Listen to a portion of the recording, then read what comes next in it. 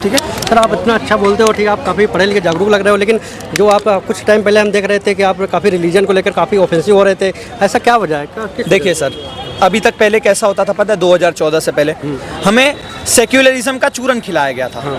Hindu community को secular बने रहो। कांग्रेस पार्टी थी इसके पहले मुख्य विपक्षी सत्ता में, 20% को लेके चलती थी। उनको पता था हिंदू है, सहिष्णु है, उसको हम 2-3 रैलियां करेंगे, वोट तो मिल ही जाएंगे। लेकिन अब जैसे बीजेपी सरकार आई तो पॉलिटिक्स पूरी तरीके से चेंज हो गई। बीजेपी जो है वो 80% को साथ लेके चलने लगी, और बीजेपी को पता है 80% को मैं लेके चलूंगी तो जो 20% है वो तो सुरक्षित है ही, क्योंकि 2% से अब 20% बन गई है वो, तो हिंदुओं में तो किसी को खतरा है नहीं। तो बीजेपी ने हिंदुत्व की राजनीति की, राम मंदिर बनवा दिया, और भी बहुत सारे, सिर्फ मंदिर को छोड़िए हिंदू को बहुत सारे काम किया। आयुष्मान भारत, उसमें किसी को देख के तो कार्ड नहीं मिल रहा, सबको मिल रहा है। राशन बंटवाया, सबको ही बांटा। शौचालय बनवाए, सबको ही दिए। तो लेकिन उसका मुद्दा क्या था कि हमें 80% जो लोग हैं उनको मजबूत करना है। तो इसके पहले ऐसा होता था कि आंशिक मुस्लिम राष्ट्र था, लेकिन सही मायनों में देखोगे तो अब हिंदू ये सेक्युलर आंशिक मुस्लिम राष्ट्र जो आप कह रहे हो, कोई 1-2 स्कीमें बताओ जो केवल जो है मुस्लिमों के लिए नहीं हो। 1-2 सर, हाँ, कोई तमाम स्कीमें। फॉर एग्जांपल इफ्तार पार्टी के लिए पैसे, हमारे मंदिर के पैसे से मौलानाओं को सैलरी, मस्जिदों के लिए फंड, उसके बाद हज के लिए सब्सिडी, मदरसों के लिए जगह जमीन मिलना, पैसे मिलना, सब सरकार द्वारा। वक्फ बोर्ड बना दिया। अब आप एक एग्जाम्पल बना दो कि हमारे लिए सनातन बोर्ड बनाया हो, नहीं मिलेगा। पंडितों को सैलरी मिल रही हो, नहीं मिलेगा। क्यों? ये तो आंशिक मुस्लिम ही हुआ ना। अब फॉर एग्जांपल ले लो, इंदिरा गांधी बोल रही थी कि मैं मस्जिद बनवा दूंगी, मनमोहन सिंह बोलते थे मैं मस्जिद बनवाऊंगा, राजीव गांधी बोलते थे कि जो ये मस्जिद तोड़ी गई बाबरी मस्जिद, उसको मैं फिर से बनवाऊंगा। मुलायम बोलते थे कि कार सेवकों पर गोली चलवा दी थी उन्होंने। तो इतना सारा तो हमारे साथ भेदभाव हुआ था ना सर। तो यही सब भेदभाव को बीजेपी ने खत्म करने का काम किया। अब आप देख लीजिए, बीजेपी को सिर्फ हिंदू वोट नहीं कर रहा, बहुत सारे तमाम मुस्लिम भी आते हैं जो उनको वोट करते हैं। अब कुछ दिन पहले ही एक मुस्लिम को वो मिला पद्मश्री अवार्ड, तो उन्होंने कहा कि मैंने ये एक्सपेक्ट नहीं किया था कि मोदी जी मुझे ये अवार्ड देंगे, लेकिन मोदी जी ने मुझे अवार्ड दिया। तो कहीं ना कहीं वो ओवैसी मुसलमानों के बादशाह बनते फिरते हैं।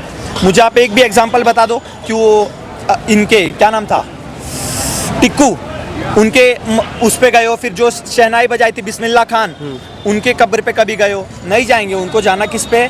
औरंगजेब के कब्र पे, बाबर के कब्र पे, अकबर के कब्र पे। लेकिन आप कह रहे हो कि जो 20% को लेकर चल रहे हैं मोदी जी, और जो हिंदुत्व की राजनीति कर रहे हैं, आप एक्सेप्ट कर रहे हो इस बात को, तो आपको नहीं लग रहा है कि इससे जो है सबका साथ, सबका विकास, सबका विश्वास ये तो नहीं बढ़? देखो सर, सिलेंडर जब मिलता है ना तो जात धर्म पूछ के नहीं मिलता। सिलेंडर जो मिलता है, लेकिन देखो फिजिकल चीज़ों के अलावा एक इमोशनल रिस्पेक्ट होता है, वो चीज़ लोग कह रहे हैं कि हमको नहीं मिल पा रहा है हिंदू। क्यों नहीं मिल पा रहा है? आप एक बता, पाकिस्तान में सब मुसलमान है? नहीं, 100% तो नहीं, यहाँ मेजोरिटी ऑफ हैं। 22% से 0.2% पे हिंदू आ गई माइनॉरिटी, ये तो पता होगा सर आपको। तो 90, चलो मैं 95% ही मान लो मुस्लिम मेजोरिटी है। वहाँ के मस्जिदों में बॉम्ब क्यों फूटते हैं? अफगानिस्तान में वहाँ पर एक्चुअली में क्या है कि जो है अन्य रिलीजियस मुस्लिम में भी और जो है सब लोग हैं। तो ये हमें क्यों नहीं बताया जाता?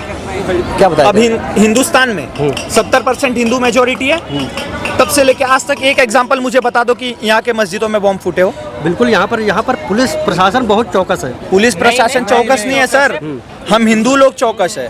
हमें यही सिखाया गया है, सर्वधर्म संभाव, ये पूरा विश्व एक परिवार है, वसुधैव कुटुंबकम, ये सब हमें शिक्षा दी गई है। उसी शिक्षा की देन है आज ये लोग 2% से 20%, 30% पे आ गए हो। अगर हम इनकी तरह कट्टर होते, सर तन से जुदा के नारे लगवाते, पत्थरबाजी करवाते, पेट्रोल बम फोड़वाते, कश्मीर जेनोसाइड का आप देख लो ना सर, कश्मीर से भग गए ना सब, कहाँ चले गए? केरल में देख लो, साफ हो गए हिंदू।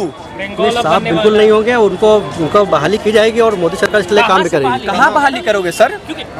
जहाँ 100 हिंदू घर होता है ना, वहाँ मुसलमान छाती ठोक के रहता है।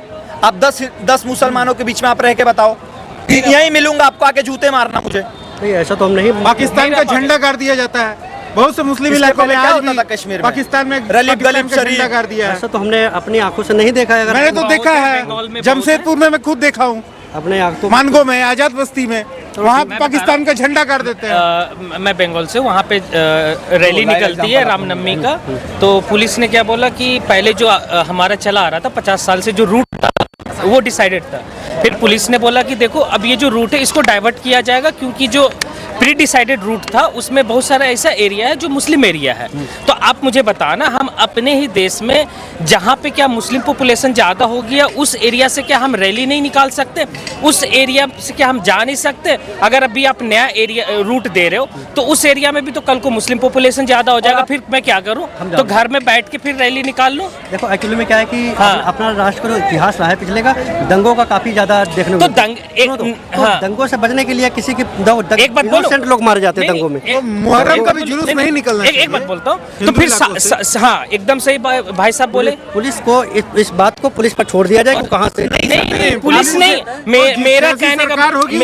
मेरा कहने का मतलब है जो रूट प्री डिसाइडेड है और वो 50 साल से चला आ रहा है, अब इस लॉजिक पे उसको आप बंद कर रहे हो कि उस एरिया में मुस्लिम पॉपुलेशन ज्यादा है, उस एरिया से रैली नहीं निकलेगी।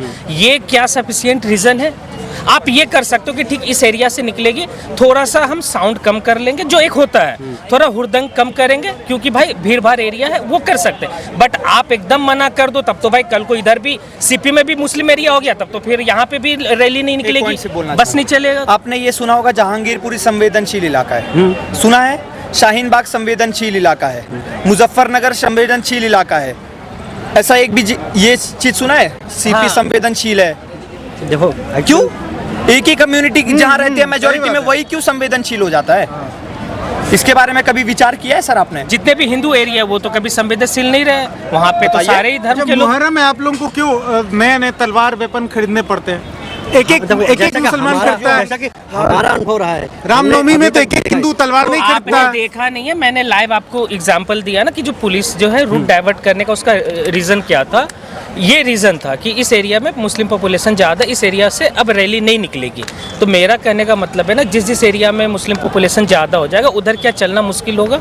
नहीं बिल्कुल वैसा नहीं होगा, पूरे राष्ट्र में घूमने तो और फिर टहलने की आजादी है। रैली निकालने की फिर आर्टिकल आजादी है। 19 चंदन को मार दिया गया, क्यों मार दिया गया? आर्टिकल 19 के तहत जो है संविधान के ये पूरी आजादी का पूरे राष्ट्र में आपने देखा है ना सर ऐसा कोई एरिया?